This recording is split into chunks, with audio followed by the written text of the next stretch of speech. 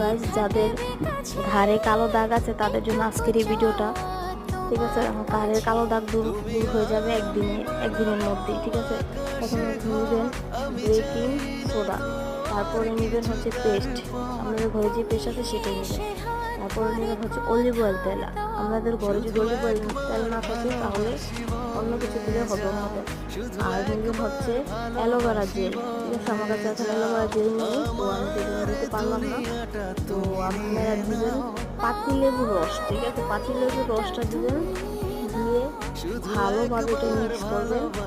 Mix করে এটা আপনাদের ঘাড়ে লাগিয়ে দিবেন। লাগানোর পরে কিছুক্ষণ পরে ঘষে এটা ঘষে ম্যাসেজ করবেন। ম্যাসেজ করার পরে ধুয়ে ফেলবেন। দেখবেন আপনাদের ঘাড়ে কালো দাগ চলে গেছে। ঠিক আছে, অবশ্যই ভালো থাকবেন সবাই।